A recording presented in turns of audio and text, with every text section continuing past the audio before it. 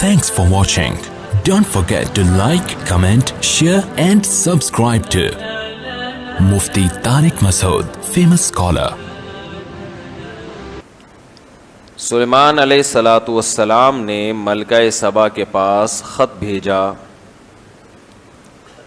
تو اس کا مضمون کیا تھا؟ انہو من سلیمان، یہ سلیمان کی طرف سے ہے، وانہو بسم اللہ الرحمن الرحیم، اللہ کے نام سے جو بڑا مہربان اور نہایت رحم کرنے والا ہے۔ اللہ تعالو علیہ، سرکشی مت کرو، واتونی مسلمین، بندے بن کے چلے آؤ۔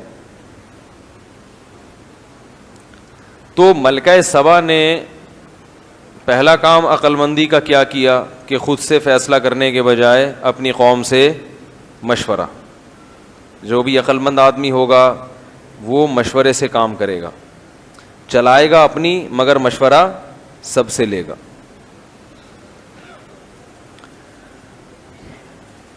مشورہ ہوا تو وہ بھی بڑے سمجھدار لوگ تھے، انہوں نے کہا نحن اولو قوہ و اولو باس شدید، ہم کوئی کمزور لوگ نہیں ہیں کہ کوئی بھی ہمیں کہ بندے بن کے چلے جاؤ تو ہم اٹھ کے چلے جائیں۔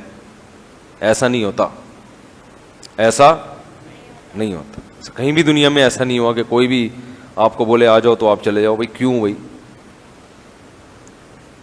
والامر الیک، لیکن جیسا آپ کا فیصلہ ہو ہم ویسا کریں گے۔ کیسے زبردست لوگ تھے، آپ اندازہ لگاؤ کہ لڑائی کی بات ہے، حکم دو لڑیں گے، اب باقی لڑنا ہے یا نہیں ہے یہ آپ کا کام ہے، ہم بہرحال لڑنے کے لیے تیار ہیں۔ یہ کسی ملک کی جو کامیاب جو اچھی فوج ہوتی ہے نا، اس کی یہ علامت ہوتی ہے۔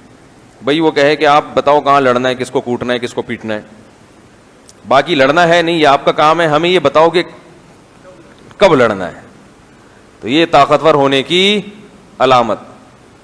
اور اگر وہ یہ پوچھے کہ دیکھو لڑائی، فوج خود کہہ کے دیکھیں لڑائی بڑھائی اچھا کام نہیں ہے، ٹھیک ہے نا، لڑنا اچھا کام نہیں ہے، ابھی تو لڑے تھے، ابھی پھر لڑوا رہے ہو، مروا رہے ہو، پانی وانی کی بات کرتے ہو، دل جلانے کی بات کرتے ہو، 6 مہینے سے منہ نہیں دھویا تم نہانے کی بات کرتے ہو۔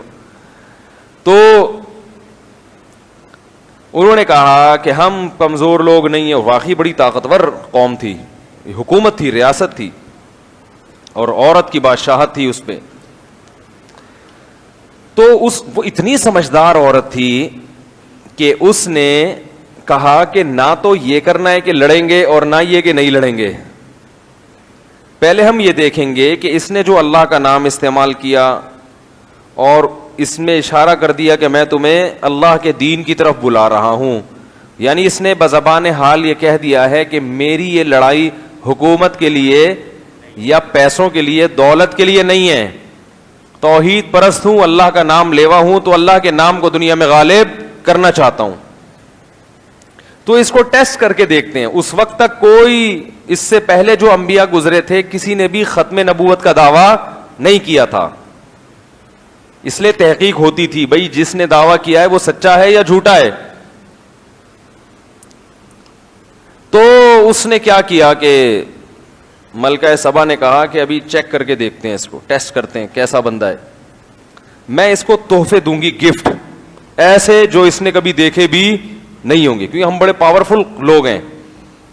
اگر یہ لالچی نکلا تو یہ ان گفٹ اور ان تحفوں کو دیکھ کر متاثر ہو جائے گا، اور یہ یا تو یہ کہے گا کہ بھئی آئندہ بھی اس طرح کے، جیسے وہ جج صاحب نے کہا تھا نا بھئی اس طرح کے 5-5 ہزار کے نوٹ کے جو ثبوت تم نے پیش کیے ہیں، ایسے 2-4 ثبوت اور چاہیے۔ ارے وہ ایک وکیل نے جج سے کہا کہ میرے موکل کا جو دلائل ہیں وہ قانون کی یہ کتاب ہے، اس کے صفحہ نمبر 345 پر ہیں۔ جج نے جب وہ کتاب کھولی تو 345 پہ 5000 کا نوٹ پڑا ہوا تھا۔ جج نے کہا ایسے 3 ثبوت اور چاہیے، ٹھیک ہے نا۔ تو ملکہ سبا نے کہا جب پیسے دیں گے تو اس کو، اگر یہ اللہ کا نبی نہ ہوا، باطل ہوا، تو یہ متاثر ہو جائے گا، پھر ہمارے لیے اس سے لڑنا حماقت ہے۔ کیوں؟ ان الملوک اذا دخلوا قریۃ، لڑائی میں جلد بازی مت کرو، اس لیے کہ بادشاہ لوگ جب کسی بستی میں داخل ہوتے ہیں اگر فتح ہو جائے تو جعلوا اعزت اہلها اذلہ، قوم کے عزت دار لوگوں کو ذلیل کر دیتے ہیں. جتنی عزت ہماری ہے نا سب سے زیادہ ہم ہی ذلیل ہوں گے. جو پہلے سے کمتر ہے ان کو کچھ نہیں ہوگا, عزت دار کیا ہو جاتے ہیں؟ ذلیل. بھائی ذلت اسی کی ہوتی ہے نا جس کی پہلے سے عزت بھی ہو. وہ ایک آدمی گیا نا محلے میں, کہنے لگا یار تیرے بھائی کی آج بڑی شکر ہے تیرے بھائی کی عزت نہیں ہے. اس نے کہا کیوں بھائی, یہ کون سے شکر کی بات؟ کہتے عزت ہوتی تو آج بڑا ذلیل ہو جاتا میں. کچھ ایسا کام مجھ سے ہو گیا ہے, یہ تو شکر ہے پہلے سے عزت نہیں ہے. تو کتنی ذہین ملکہ تھی, کہنے لگی کہ لڑائی میں اگر شکست بھی ہو, شکست کا آپشن بھی ذہن میں رہنا چاہیے. شکست ہو گئی تو سب سے زیادہ ذلیل کون ہوں گے؟ جن کی سب سے زیادہ عزت ہے. وَإِنِّي مُرْسِلَةٌ إِلَيْهِمْ بِهَدِيَّةٍ, مجھے ذرا چیک کرنے دو, میں ہدیے تحفے دے کے بھیجتی ہوں, دیکھتی ہوں جواب کیا آتا ہے, ریٹرن کیا آتا ہے, وہاں سے کیا رپلائی آتا ہے.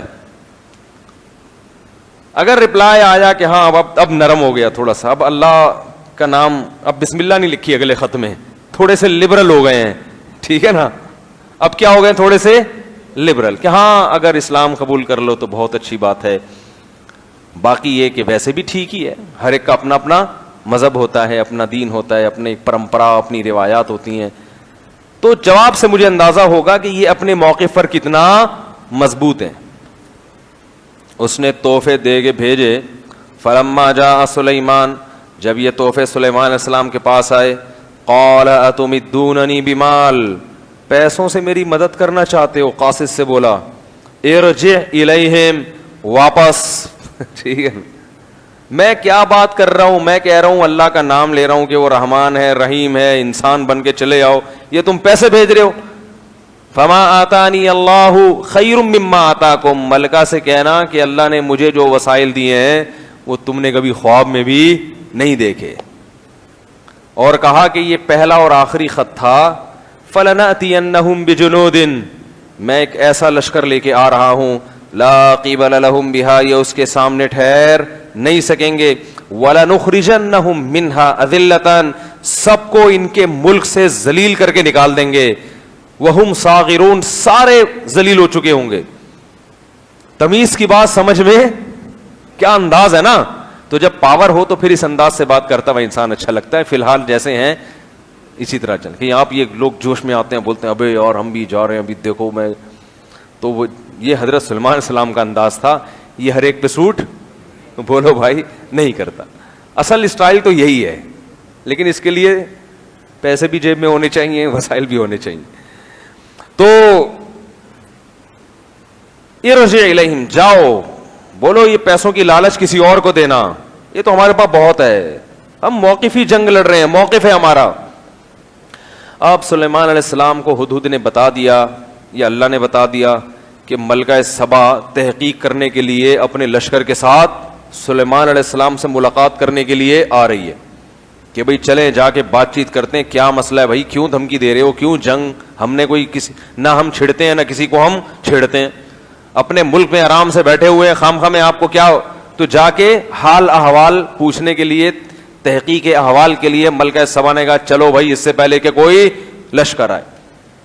اب کیونکہ تحقیق کے لیے آ گئی نا, تو اب سلیمان علیہ السلام نے کہا اس کو معجزے دکھاؤ اپنے, کیونکہ بھائی جنگ کے بغیر اگر تمیز سے کوئی دین کی طرف آ جائے اور تسلیم ہو جائے تو لڑنے کی ضرورت نہیں ہے. تو وہ اپنے جاہو جلال کے ساتھ ملکہ سبا نکلی وہاں سے. وَلَهَا عَرْشٌ عَظِيمٌ, ہدہد نے پہلے بتا دیا تھا کہ اس کے پاس ایسا خاندانی تخت ہے. پہلے زمانے میں بادشاہوں کے تخت سے اندازہ ہوتا تھا کہ یہ کتنے پاورفل ہیں, ہیرے جواہرات جڑے ہوئے ہوتے تھے تخت میں, اس سے ملک کی اکنامی کا اندازہ ہوتا تھا اور بادشاہ کی طاقت کا اندازہ. بہت بڑا عالیشان تخت تھا.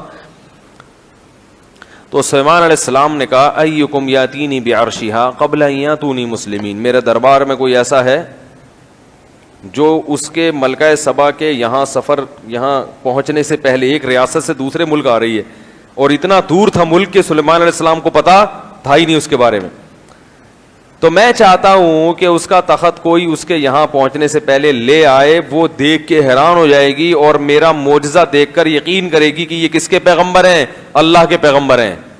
کیونکہ ایسا تو ممکن نہیں تھا نا تخت اٹھا کے لانا. قرآن کہتا ہے قال عفریت من الجن, ایک بڑے طاقتور جن نے کہا انا آتیک بہ, میں لے آؤں گا. کب لے کر آؤ گے بھائی؟ قبل ان تقوم من مقامک, آپ کی مجلس برخاست ہونے سے پہلے پہلے میں یہ تخت لے آؤں گا. بڑا پاورفل قسم کا خاندانی جن ہوگا جو اتنا بڑا تخت اٹھا کے لے آئے گا. یہ جو روحانی عاملوں کے پاس جنات ہوتے ہیں یہ جھوٹی موٹی کے ہوتے ہیں, یہ سچی مچی کے نہیں ہوتے. کیونکہ اتنے بڑے جن کو قابو کرنا یہ کوئی ایسا نہیں ہے کہ جیب میں آ جائے اور شاپر میں ڈال کے آپ لے کے جا رہے ہیں اس کو, یہ خود اس عامل کو اٹھا کے لے جائے گا. تو یہ اللہ تعالیٰ نے جنات کو سلیمان علیہ السلام کے تابع بنا دیا تھا. تو کون ہے جو لے کر آئے گا تخت؟ اس جن نے کہا میں لے کر آؤں گا. اور اتنی آپ تو کہہ رہے ہیں ملکہ کے یہاں پہنچنے سے پہلے, مجلس برخاست ہونے سے پہلے حاضر. قال الذی عندہ علم من الکتاب, وہاں ایک بزرگ بیٹھے ہوئے تھے جن کے پاس زبور کا علم تھا, اللہ والے تھے. ان کے ہاتھ پہ اللہ کرامت ظاہر کرنا چاہتے تھے. انہوں نے کہا انا آتیک بہ, میں لے کے آؤں گا قبل ان یرتد الیک طرفک, آپ کی پلک جھپکنے سے پہلے. اس کو کیا کہتے ہیں؟ کرامت. یہ تو شکر ہے اس زمانے میں وہ فتنہ پرست لوگ نہیں تھے, ورنہ وہ بھی کلپ بنا کے کہ یہ تو میڈیکلی ممکن ہے ہی نہیں, یہ تو قصے سنا سنا کے قوم کو الو بنا رہے ہیں. تو قصے بھی ہوتے ہیں اہل اللہ کے ساتھ ہی ہوتے ہیں, اور یہ نبی کے دور کے بعد بھی ہوتے رہے ہیں. یہ اس لیے کہہ رہا ہوں کہ ہر قصے کا قرآن و حدیث میں ہونا ضروری نہیں ہے. جو واقعات نبی کے دور کے بعد جو کرامتیں ہوئی ہیں وہ قرآن حدیث میں تھوڑی ہوں گی. کیا خیال ہے بھائی؟ وہ تو مشاہدے پر مبنی ہوں گی. مشاہدہ کرنے والا قابل اعتماد ہے تو اس واقعے کو بیان بھی کیا جا سکتا ہے. مشاہدہ کرنے والا ایک نمبر کا چھوڑو ہے تو وہ واقعہ بھی کیا ہوگا؟ غیر مستند. تو سب کچھ ہو سکتا ہے دنیا میں, لیکن یہ اللہ کرتا ہے, یہ بزرگ نہیں کر سکتے. تو ان بزرگ کو اللہ کی طرف سے الہام ہوا کہ آپ ارادہ کر لو میں حاضر کر دوں گا. تو ان بزرگ کو الہام ہوا, انہوں نے سلیمان علیہ السلام سے کہا کہ حضرت یہ جن ہے, یہ کہہ رہے کہ میں اٹھا کے لاؤں گا آپ کی مجلس برخاست ہونے سے پہلے, میں آپ کی پلکیں نیچے آ کر اوپر جانے سے پہلے لے آؤں گا. اب ظاہر ہے جب یہ کہا تو حاضر, کیونکہ پلک تو جھپک لی نا. اگر وہ سلیمان علیہ السلام کے جواب کا انتظار کرتا تو 2-4 دفعہ پلکیں تو جھپک چکے ہوتے. اس نے کہا, انہوں نے کہا کہ میں پلک جھپکنے سے پہلے تخت لے آؤں گا. یہ کہا اور تخت حاضر. اس سے بھی پتہ چل گیا میرے بھائی یہ جو کرامتیں بیان ہوتی ہیں اس میں یہ احمقانہ اور جاہلانہ اعتراض ہے کہ صحابہ سے تو ہوا نہیں, تمہارے بزرگ سے کیسے ہو گیا. یہ وہ لوگ ہیں جو بالکل کورے جاہل, جن کا کام صرف لوگوں میں بیٹھ کے فتنہ پھیلانا, علم کے علاوہ دنیا میں ان کے پاس سب کچھ ہے. یہ پلمبر بنتے, انجینئر بنتے, لوگوں کے پنکھے ٹھیک کرتے, نل کے ٹھیک کرتے, بہت اچھا کر سکتے تھے. انہوں نے وہ کرنے کا کام چھوڑ کے لوگوں میں کیا پھیلا دیا؟ فتنہ پھیلا دیا. سمجھ رہے بات کو؟ تو ادھر کہا اور تخت کیا ہو گیا؟ حاضر. جیسے ہی تخت حاضر ہوا تو سلیمان علیہ السلام کہہ رہے ہیں ھذا من فضل ربی. اچھا دیکھو, یہ حضرت سلیمان سے یہ نہیں ہوئی. یہ بھی کوئی کہہ سکتا ہے کہ وہ کیا بزرگ سے ہو گئی, سلیمان علیہ السلام تو لا نہیں سکے. تو بھائی کرامت کسی سے بھی ہو سکتی ہے, ضروری نہیں. عیسائی یہ اعتراض کرتے ہیں کہ عیسیٰ علیہ السلام مردوں کو زندہ کرتے تھے, محمد صلی اللہ علیہ وسلم تو نہیں کرتے تھے. تم کیسے کہتے ہو کہ محمد صلی اللہ علیہ وسلم حضرت عیسیٰ سے افضل تھے؟ ہم کہتے ہیں بھائی کسی پیغمبر کے ہاتھ پہ کوئی معجزہ ظاہر ہو گیا تو یہ اس کی علامت نہیں ہے کہ وہ پیغمبر ان پیغمبر سے افضل ہیں جن کے ہاتھ پہ وہ معجزہ ظاہر نہیں ہوا. تو جیسے ایک کم درجے کے پیغمبر کے ہاتھ پہ ایک معجزہ ہو سکتا ہے, اس سے بڑے درجے کے پیغمبر پہ نہیں ہو سکتا, تو ایسے ہی ایک چیز ایک امتی کے ہاتھ پہ ہو سکتی ہے, ضروری نہیں کہ وہ پیغمبر کے ہاتھ پہ بھی ہو یا وہ اس امتی سے زیادہ افضل امتی کے ہاتھ پہ بھی ہو, یہ ضروری نہیں ہے. کم درجے کے بزرگ پہ کرامت ہو سکتی ہے, اس سے بڑے بزرگ کے ہاتھ پہ وہ کرامت نہیں ہو سکتی. یہ عین ممکن ہے, ہوتا رہا یہ. تو وہ سلیمان علیہ السلام نے کیا کہا؟ سلیمان علیہ السلام کے ہاتھ پہ یہ معجزہ نہیں ہوا, ان کے امتی کے ہاتھ پہ ہو گیا. لیکن سلیمان علیہ السلام کیا کہہ رہے ہیں؟ ھذا من فضل ربی, یہ کس کا فضل ہے؟ میرے رب کا. اس میں بتا دیا کہ یہ اس بزرگ نے نہیں کیا, یہ کیا کس نے؟ اللہ نے. اور یہ میری امتیوں میں ایسے ایسے لوگ اللہ نے پیدا کیے, نیک لوگ, کہ ان کے ہاتھ پہ ایسی چیزیں ظاہر کر دیتا ہے, تو یہ اصل میں کس کا پر فضل ہے؟ میرے پہ فضل ہے. کسی پیغمبر کے امتی میں اگر بڑے لوگ پیدا ہوں تو یہ پیغمبر کے لیے فضیلت کی بات ہے نا بھائی. قیامت کے دن سارے پیغمبر اپنے اصحاب کے ساتھ آئیں گے, میرے یہ لوگ ہیں, میرے یہ لوگ ہیں. ہمارے نبی کس کے ساتھ آئیں گے؟ ابو بکر و عمر کے ساتھ. تو سب سے زیادہ فخر اپنے ساتھیوں پر کس کو ہوگا؟ محمد صلی اللہ علیہ وسلم کو ہوگا, کہ تمہارے ساتھ ایسے تھے تو میرے ساتھ یہ لوگ ہیں, یہ وفادار لوگ. تو اللہ, حضرت سلیمان نے کیا کہا؟ ھذا من فضل ربی, یہ میرے رب کا مجھ پہ فضل ہے. لیبلونی, اللہ اصل میں مجھے آزمانا چاہتا ہے. اشکر ام اکفر, کہ میں شکر کرتا ہوں یا ناشکری.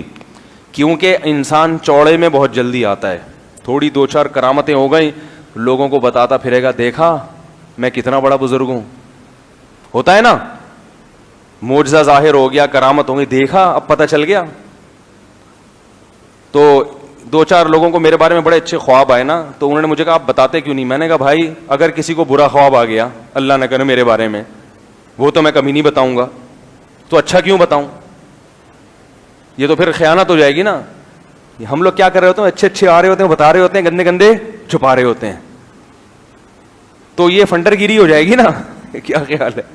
اللہ نہ کرے ہم سب کو اللہ برے خوابوں سے بچائے, اور برے خوابوں کے شر سے بھی بچائے اللہ تعالیٰ. تو اعمال کو دیکھو بھائی, اعمال کیسے جا رہے ہیں. تو سلیمان علیہ السلام نے کہا اللہ مجھے آزمانا چاہتا ہے کہ میں شکر کرتا ہوں یا ناشکری. ہر نعمت پہ شکر کرنا چاہیے, تکبر نہیں. پیسہ ملا تو بھی, عزت ملی تو بھی, صحت ملی تو بھی شکر. شکر گزار کی علامت کیا ہوتی ہے؟ اس میں تواضع, عاجزی پیدا ہوتی ہے. اور ناشکری میں کیا پیدا ہوتا ہے؟ تکبر اور فخر, توہین. تیرے پاس ہے کیا؟ تیرے پاس دھیلا نہیں ہے, باتیں ایسی کرتا ہے, سب ہم نے محنت سے کمایا ہے. اس قسم کی اس کی زبان اور ٹون اس طرح کی چینج ہو جاتی ہے. اور آگے سلیمان علیہ السلام نے کہا ومن شکرا, جس نے شکر ادا کیا, فإنما یشکر لنفسی, اپنا ہی فائدہ ہوگا. ومن کفرا, اور جو ناشکری کر کے شو بازی پہ آ جائے گا, میں یوں فإن ربی غنی کریم, تو میرا رب غنی ہے, اسے کسی کی پرواہ نہیں ہے. اب جب تخت آ گیا تو سلیمان علیہ السلام نے کہا کہ ملکہ سبا آئے گی, بالکل وہی تخت دیکھے گی تو فوراً پہچان جائے گی, ہم تھوڑا سا اس کو سرپرائز دینا چاہتے ہیں. یہ طریقہ ہوتا ہے نا کہ بھئی تھوڑا سا اس کو کیا کریں ہم, ورنہ ایک دم سے نہیں, تھوڑا سا اس کو غور کرنے کا موقع ملے. کنفیوز ہو کے تقریباً ویسا ہی ہے, تو تقریباً ویسا انہوں نے بنا کیسے لیا؟ بھائی میپ تو تھا نہیں ان کے پاس, کوئی واٹس ایپ تو تھا نہیں کہ کسی نے ان کو تصویر لے کے بھیج دیو, تو بالکل, اور اتنے اربوں خربوں کی مالیت اس پہ لگی ہے, ان کے پاس اتنا پیسہ کہاں سے آ گیا, اور پھر بالکل ویسا بنا کیسے لیا انہوں نے؟ یہ 10 قسم کے سوالات ہوں گے نا اس کے ذہن میں, کہ ہے تو بالکل ویسا ہی, لیکن یہ ہو کیسے سکتا ہے کہ وہاں سے یہاں اٹھا کے لے آؤ؟ کوئی جہاز وہاز تو اس زمانے میں ہوتے نہیں تھے, بحری جہاز ہوتے تھے, مگر اس میں بھی تو بہت ٹائم لگے گا نا. تو قال نکروا لها عرشها, حضرت سلیمان نے کہا تھوڑی سی چینجنگ کر دو, ایک کوئی ہیرے کوئی یہاں سے اٹھا کے تھوڑا وہاں لگا دیا, تھوڑا یہاں دائیں بائیں تھوڑا سا کر دو, تھوڑی سی, زیادہ نہیں. ننظر, ہم دیکھنا چاہتے ہیں, اتہتدی, پہچان جاتی ہے, یا کبھی بھی پہچاننے سے, ہمیشہ پہچاننے سے کیا رہتی ہے؟ قاصر. ابھی ہم دیکھتے ہیں. فلما جاءت, جب وہ آئی ہے, قیل, کہا, قیل اہکذا عرشک, پوچھا گیا اس سے بھائی تیرا تخت بھی کچھ ایسا ہی تو نہیں ہے؟ کہنے لگی کأنہ ہو, مجھے تو لگ رہا ہے یہ بالکل وہی ہے. لیکن اس نے یہ کہا نہیں کہ یہ وہ ہے, کیونکہ وہ کہتی کہ یہ ایسے ہو ہی نہیں سکتا کہ وہاں سے وہاں اٹھا کے آ جائے, بھائی یہ تو پاسبل ہے ہی نہیں. کأنہ ہو وأوتینا العلم من قبلها وكنا مسلمین, اور کہنے لگے ہمیں آپ کے بارے میں پہلے سے نالج ہے کہ آپ بھی بڑے, اللہ نے آپ کے پاس بڑے بڑے انجینئر پیدا کیے اور بڑے وسائل دیے ہیں, تو عین ممکن ہے اسی جیسا تخت آپ نے بنا لیا ہو. ہمیں پتا ہے پہلے سے آپ کے بارے میں اطلاعات ملتی رہی, تحقیق تو اس نے اور بھی کی ہوگی نا, اطلاعات پہنچ چکی تھی کہ بھائی بڑے بڑے انجینئر ہیں ان کے پاس, بہت کچھ ہے, تو بنا لیا ہوگا, ممکن ہے اسی جیسا بنا لیا ہو. لیکن کنفیوز رہی کہ یار یہ اسی جیسا کیسے بنا لیا. تو کأنہ وأوتینا العلم من قبلها وکنا مسلمین، اور ہم تو پہلے ہی تسلیم ہو چکے ہیں آپ کی صلاحیتوں کے آگے، اپنے سر کو ہم نے جھکا لیا ہے. اللہ فرماتے ہیں وَصَدَّهَا مَا كَانَتْ تَعْبُدُ مِن دُونِ اللَّهِ. دیکھو قرآن ملکہ سبا کی تعریف کر رہا ہے کہ وہ قوم جو اللہ کے علاوہ کی عبادت کرتی تھی، اس قوم نے اس کو اللہ کی شرک اللہ کے علاوہ کی عبادت پہ مجبور کر دیا تھا. انہا کانت من قوم کافرین، کیونکہ اس کی قوم کیا تھی؟ بری. گویا اللہ ان لفظوں میں ملکہ سبا کی تعریف کر رہے ہیں کہ ماحول نے اس کو کیا کر دیا تھا، اتنی ذہین عورت کو غلط راستے پہ ڈال دیا. اس سے پتہ چلتا ہے کہ ماحول انسان کو بت پرستی پہ لگا دیتا ہے. ابھی ہم نے کل کلپ کوئی دیکھا پرسوں کہ بڑے بڑے پڑھے لکھے ٹائپ کے لوگ لگ رہے تھے ہمیں، واللہ عالم وہ کیا ہے، گائے کے سامنے آ کے لیٹتے ہیں. ہندوؤں میں گائے ان کے کمر پہ اپنا پاؤں رکھتی ہے، ہٹا لیتی ہے، پھر وہ لیٹتے ہیں، پھر گائے آتی ہے، وہ سمجھتے ہیں آشیرواد لے رہے ہیں گائے کا. گائے کا کیا لے رہے ہیں؟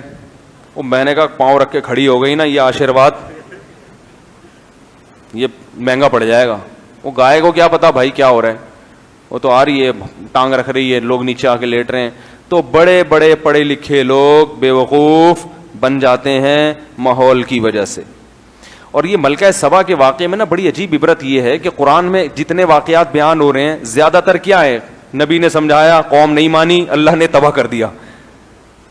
وہ سارے مرد تھے، فرعون بھی مرد تھا، قارون بھی مرد تھا، حامان بھی مرد تھا. حدیث میں آتا ہے کہ اللہ نے عورت میں مرد کی نسبت عقل کم رکھی ہے،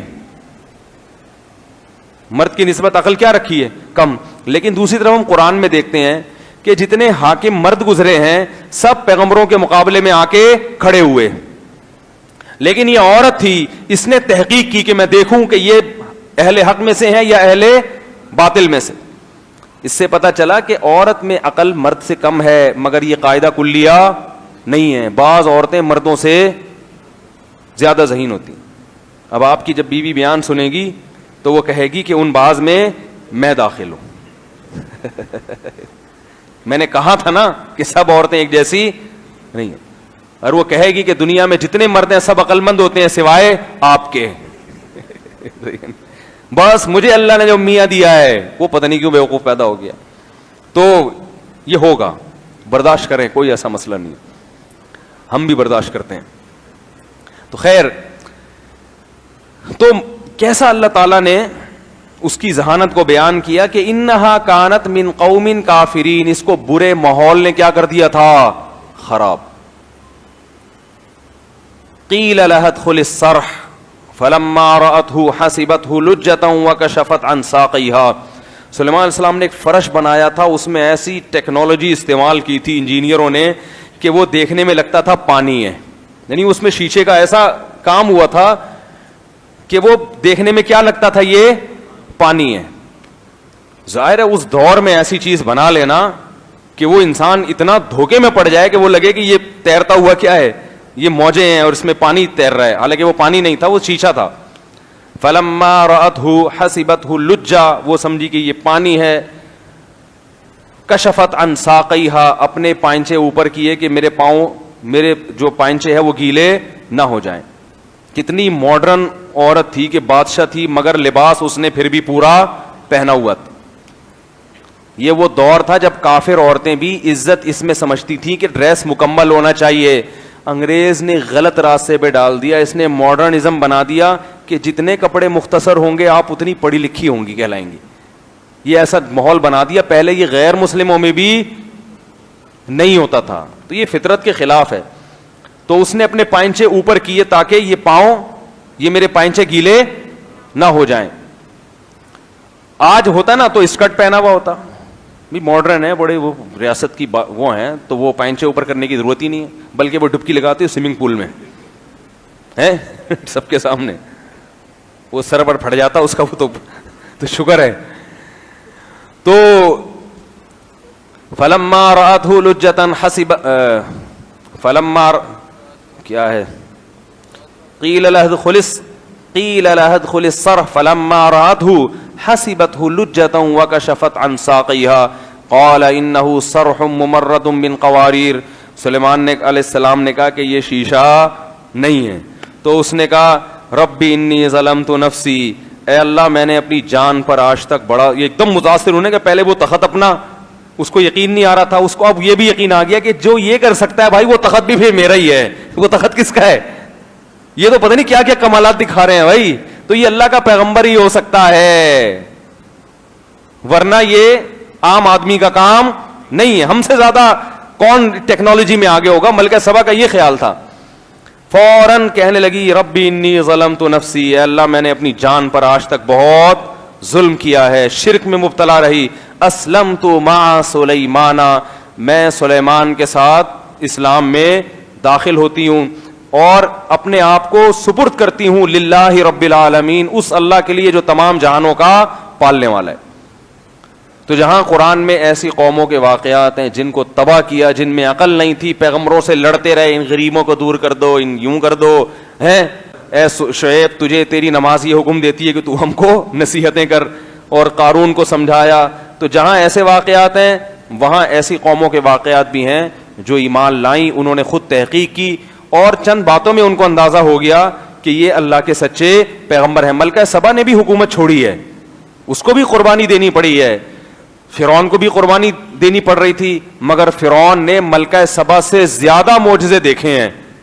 لاٹھی کا سانپ بننا، جادوگروں کا کٹ جانا، گردن کٹا دینا مگر موسیٰ کا دامن نہ چھوڑنا، یہ سارے معجزے، مینڈکوں کا عذاب، خون کا عذاب، بار بار دیکھ دیکھ کے دل ایسا سخت ہو گیا کہ آخر دم تک ہلنے کے لیے تیار نہیں ہوں. اور آخر میں اللہ نے سب سے بڑا معجزہ دکھایا فرعون کو کہ دیکھو بنی اسرائیل کے لیے میں نے پانی کو 2 حصوں میں تقسیم کر دیا. اس وقت تو سمجھ آ جانا چاہیے بھائی یہ پانی کیسے 2 حصوں میں ہو رہا ہے، یہ تو ان کے لیے ہو رہا ہے، مگر آخر دم تک اس کی سمجھ میں نہیں آیا. اور ملکہ سبا نے 2-4 چیزیں دیکھی ہیں، سمجھ میں آ گیا کہ یہ کس کا پیغمبر ہے؟ اللہ کا، اور اسلام قبول کیا. اب لوگ سوال ہم سے پوچھتے ہیں کہ ملکہ سبا کی حضرت سلیمان سے شادی ہوئی تھی کہ نہیں ہوئی تھی؟ تو اس کا قرآن میں کہیں تذکرہ نہیں ہے، لیکن جہاں سلیمان علیہ السلام کی 100 بیویوں کا بخاری میں ذکر ہے تو ایک ہونے میں مزید کوئی حرج؟ کیا خیال ہے؟ صحیح بخاری میں ہے کہ حضرت سلیمان علیہ السلام کی کتنی بیویاں تھیں؟ 100 بیویاں تھیں.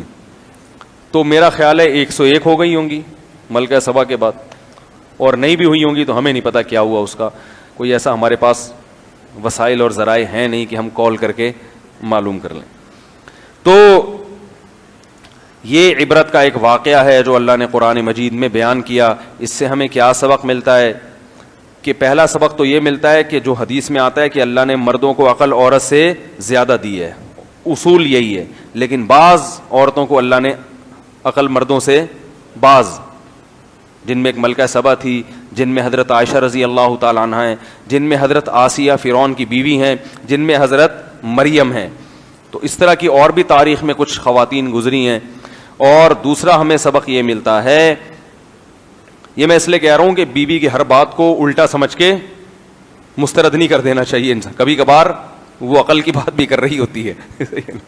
لوگ تانا دے رہے تجھے کیا ہے، تو مجھے سمجھائے گی، ہیں تو مجھے بتائے گی میں نے کیا کرنا ہے. نبی صلی اللہ علیہ وسلم نے ایک موقع پر صلح حدیبیہ میں نا، جب شرائط طے ہوئی تو عمرہ کیے بغیر احرام کھولنا پڑ گیا تھا. تو آپ صلی اللہ علیہ وسلم صحابہ کو کہہ رہے تھے کہ احرام کھول دو. صحابہ مان نہیں رہے تھے کہ بھائی ہم کیسے احرام کھول دیں، حج کیا، عمرہ کیا نہیں اور ہم سر مڈا لیں احرام کھول دیں. تو آپ نے اپنی زوجہ سے مشورہ کیا، غالباً حضرت صفیہ تھیں، تو انہوں نے فرمایا کہ آپ لوگوں کو بتائیں نہیں، آپ خود اپنا سر منڈوا لیں، بتائیں نہیں، عمل کر کے دکھا دیں تو لوگ خود بخود کرنا شروع کر دیں گے. تو آپ نے ایسا ہی کیا، احرام سے باہر آ گئے. جب صحابہ نے دیکھا یار نبی نے جب احرام کھول دیا تو ہم کیا نبی سے آگے ہیں کیا؟ کیونکہ احرام کھولنا ایسے ہے جیسے نماز کو درمیان میں توڑ دینا، سمجھ رہے ہیں نا؟ تو جیسے نماز کو مکمل کیے بغیر توڑ دینا، ایک نماز کے ساتھ ایک قسم کی جو ہے نا وہ ایک شاعر اللہ کے منافی ہے. تو ایسے ہی احرام کو درمیان میں کھول دینا، یہ بھی شریعت میں اس کی اجازت نہیں ہے. لیکن جہاں اللہ کا حکم ہے وہاں تو پورا کرنا ہے نا. تو نبی صلی اللہ علیہ وسلم صحابہ سے کہہ رہے ہیں، وہ مان نہیں رہے. تو آپ نے اپنی زوجہ سے مشورہ کیا، انہوں نے کہا یا رسول اللہ آپ کہیں نہیں، عمل کر کے دکھائیں. جب آپ عمل کریں گے تو صحابہ وہ سب کر لیں گے. تو ایک تو یہ ملا. دوسری بات یہ ملی کہ دیکھو جو حق کا متلاشی ہوتا ہے نا وہ خود تحقیق کرتا ہے کہ حق مجھے کہاں سے ملے گا، خود تحقیق کرتا ہے. اور اللہ اسے حق تک پہنچا دیتے ہیں. یہ جو لوگ باطل کی طرف جا رہے ہوتے ہیں اور ہم کہتے ہیں ہم نے تحقیق بہت کی ہے, انہوں نے آدھی تحقیق کی ہوتی ہے, پوری نہیں کی ہوتی. پوری تحقیق کریں گے تو اللہ تعالیٰ کا وعدہ ہے والذین جاہدوا فینا لنہدینہم سبلنا, جو ہمارے راستے میں کوشش کرتے ہیں ہم ان کے لیے اپنے راستے کھول دیتے ہیں, ان کو راستوں کی طرف رہنمائی کر دیتے ہیں ہم. تو یہ بھی ہمیں اس واقعے سے سبق ملتا ہے. اور ایک سبق یہ بھی ملتا ہے کہ اللہ نے بنی اسرائیل کو کتنا نوازا تھا. سلیمان علیہ السلام کو بھیجا, کیسے پیغمبر, انہوں نے اپنے پیغمبروں کی قدر نہیں کی. ہماری اس امت میں تو کوئی, ہمارے نبی صلی اللہ علیہ وسلم کو تو اللہ نے ایسی حکومت نہیں دی, بلکہ مکہ فتح ہوا اور اللہ نے اپنے نبی کو اٹھا لیا اور باقی کام امت کے ذمے لگا دیا. تو صحابہ کرام کو بھی ایسے معجزے نہیں دیے. کیسی محنت کی ہے صحابہ کرام نے, قربانیاں دی ہیں, پوری دنیا میں دین کو غالب کر کے چھوڑا انہوں نے. تو یہ محنتوں سے اور ان کے اخلاص سے اللہ نے اب ہمیں پکی پکائی روٹی مل گئی ہے. تو ہماری اب ذمہ داری ہے کہ ہم دین کی تبلیغ کریں, دین کو پھیلانے کی کوشش کریں. مفتی طارق مسعود صاحب کے بیانات سننے کے لیے youtube.com/مفتی طارق مسعود کو سبسکرائب کریں. اور اگر آپ لائیو ویڈیو کو کبھی بھی مس نہیں کرنا چاہتے ہیں تو سبسکرائب کرنے کے بعد بیل آئیکن پہ کلک کرنا مت بھولیں. جزاک اللہ.